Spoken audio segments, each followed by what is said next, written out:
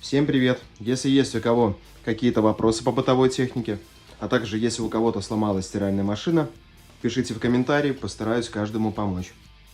Подсказать решение проблемы и удаленно продиагностировать. Также можете скинуть видео в группу ВК.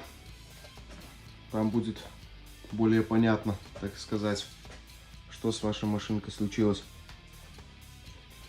Всем спасибо за внимание. Буду ждать в комментарии.